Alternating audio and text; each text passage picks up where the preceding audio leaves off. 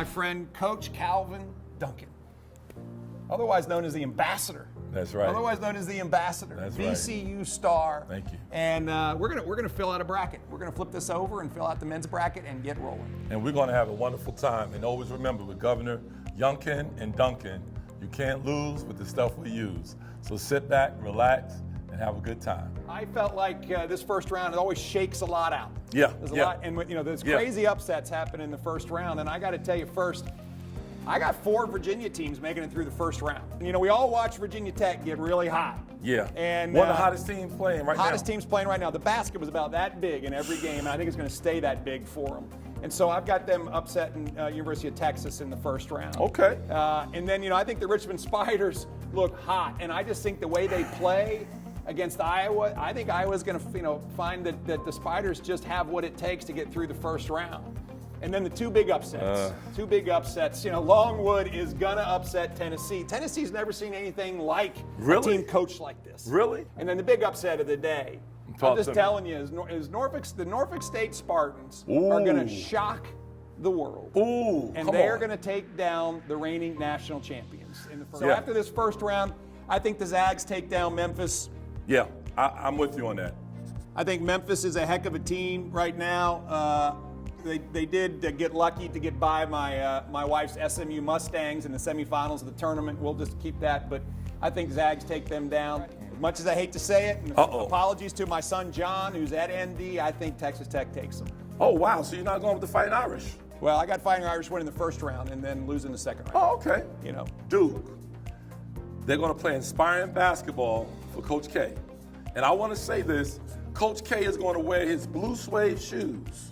And he's going to tell him, don't you step on my blue suede shoes. But as we get further on, we're going to see what happens. All right. Unfortunately, I think the Spartans run into a hot UNC team. The only thing between Carolina and the ACC championship was an even hotter Virginia Tech team. And so while I really do think the Spartans are going to pull the big upset, I think their emotions are going to carry over in the next game, and I think UNC is going to catch them in the next game. Listen, the Hokies are too hot. They're going to stay this way the entire month. And let's just watch the Hokies go. You know what?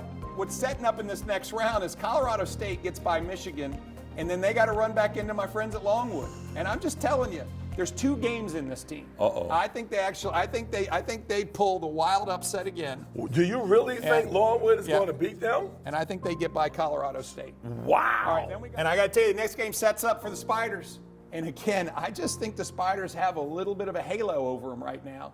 Edmund Sherrod's grandson and EJ's son. Oh my goodness, that's a basketball family. I'm just going to tell you, I don't think that the Hokies are cooling off yet. I really don't, and it kind of sets up a pretty interesting rematch. You know what it sound like Virginia Tech is your Cinderella team. You bet. And they're looking to dance. They're looking to continue to dance, and they don't want to stop dancing. No, they don't want to stop dancing. And I think that the Cinderella story for Longwood comes to an end at this stage. I think Nova's just too much. Yeah, I think they're just too much. I think your friend them got to stop dancing right now. The music is going to stop. They will have had a great tourney. That would have been a great run. A great tourney. And I think, unfortunately, Kansas is too much for the Spiders at this point.